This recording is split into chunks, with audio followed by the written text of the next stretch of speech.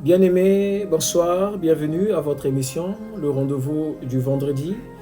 Je suis heureux de vous retrouver pour partager avec vous une parole d'espérance, une parole de réconfort, une parole de victoire. Et donc, pour ce faire, notre thème est intitulé « Les fleuves ne te submergeront pas ».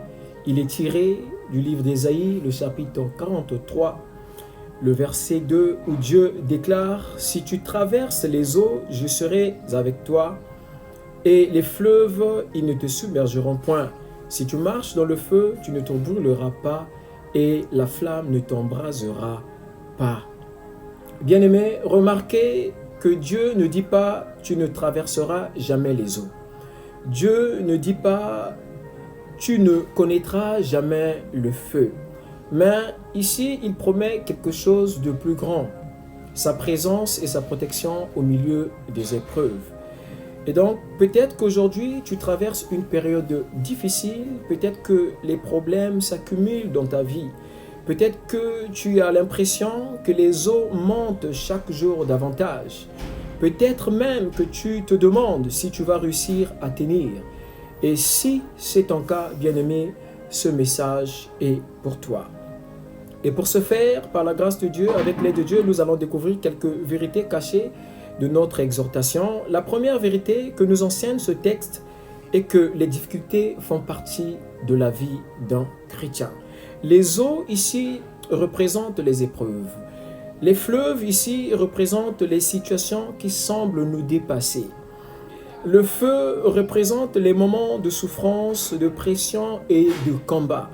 Et même les grands serviteurs de Dieu ont connu leur fleuve bien-aimé. Joseph a connu le rejet de ses frères.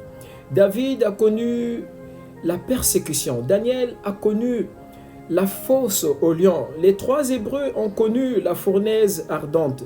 Et Jésus lui-même a connu la souffrance de la croix. Et personne donc n'est exempté des combats. Mais la différence entre l'enfant de Dieu et les autres n'est pas l'absence d'épreuves. La différence, c'est la présence de Dieu au milieu des épreuves. La présence de Dieu au milieu de tes combats.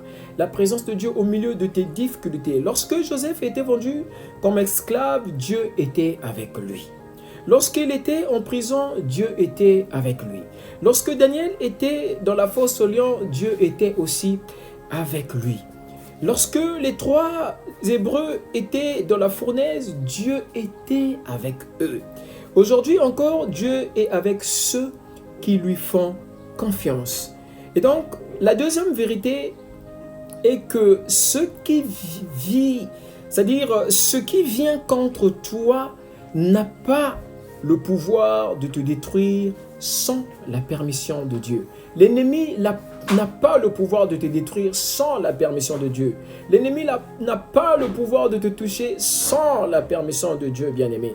Le Seigneur dit, les fleuves ne te submergeront point. Cela signifie que les combats peuvent venir, les attaques peuvent venir, les mauvaises nouvelles peuvent venir, mais elles ne décideront pas de ta fin, bien-aimé. Dieu n'a pas promis qu'il n'y aurait pas de tempête. Dieu n'a pas promis qu'il n'y aurait pas de difficultés. Dieu n'a pas promis qu'il n'y aurait pas de combat. Dieu n'a pas promis qu'il n'y aurait pas de persécution. Dieu n'a pas promis, en tout cas, qu'il n'y aura pas de difficultés dans ta vie. Il a promis que la tempête ne t'emportera pas. Dieu n'a pas promis qu'il n'y aura pas de combat, mais il a promis que le combat ne te détruira pas. Alors peut-être que quelqu'un écoute ce message aujourd'hui avec les larmes aux yeux. Peut-être que quelqu'un écoute ce message aujourd'hui avec des pensées arrêtées. Tu te dis, mais tu n'as plus de soutien. Tu te dis que Dieu t'a abandonné. Tu te poses la question de savoir, mais comment tu feras pour t'en sortir de cette situation? Tu te demandes comment tu vas t'en sortir de cette situation. Dieu te repent ce soir, bien-aimé. Tu passeras par cette épreuve, mais cette épreuve ne passera pas sur toi. Et donc, tu traverseras la vallée, mais tu ne resteras pas dans la vallée. Tu traverseras les eaux, mais les eaux ne te submergeront pas. La troisième vérité est que Dieu transforme les épreuves en témoignages. Les frères de Joseph voulaient le détruire. Dieu l'a élevé. La fournaise devait tuer les trois Hébreux. Elle est devenue le lieu où Dieu a manifesté sa gloire. La croix devait mettre fin à Jésus. Elle est devenue le commencement du salut du monde. Et donc, ce que l'ennemi utilise pour t'abattre, Dieu peut l'utiliser pour te faire avancer. Ce qui semblait être ta fin peut devenir le début d'un nouveau témoignage pour toi, bien-aimé. Et donc, voilà pourquoi tu ne dois jamais abandonner. Ne regarde pas seulement la grandeur de tes problèmes, la grandeur de tes difficultés. Regarde plutôt la grandeur de Dieu. Ne regarde pas seulement la violence des vagues. Ne regarde pas seulement la violence de tes combats. Ne regarde pas seulement la gravité de ta maladie. Regarde celui qui marche devant toi. Regarde celui qui marche sur les vagues. Regarde celui qui marche devant ta maladie. Regarde celui qui marche devant tes persécutions. Ne regarde pas seulement le feu. Regarde celui qui est dans le feu avec toi. Et donc, pour conclure avec mon exhortation, bien-aimé, quelle que soit la situation que tu traverses aujourd'hui, rappelle-toi cette promesse. Les fleuves ne te submergeront pas. Dieu n'a jamais abandonné ses enfants. Dieu ne t'a jamais abandonné. Il n'a pas abandonné Joseph. Il n'a pas abandonné Daniel. Il n'a pas abandonné les 3 Hébreux. Il ne t'abandonnera pas non plus, bien-aimé. Continue à prier. Continue à croire en ce Dieu-là. Continue à espérer. Parce que celui qui a commencé une bonne œuvre dans ta vie est fidèle pour l'achever.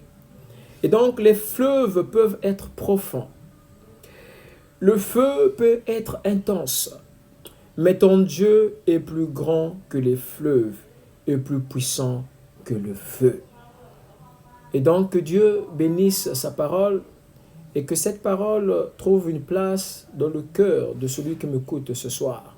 Que cette parole te fortifie, que cette parole te rassure encore une fois de plus, peu importe les combats que tu traverses, peu importe les difficultés, les soucis auxquels tu es confronté, Dieu est avec toi. Ce Dieu-là est avec toi. Il tient toujours à ses promesses. Et que Dieu bénisse sa parole et que la grâce de Dieu nous localise tous. Amen. Soyez bénis.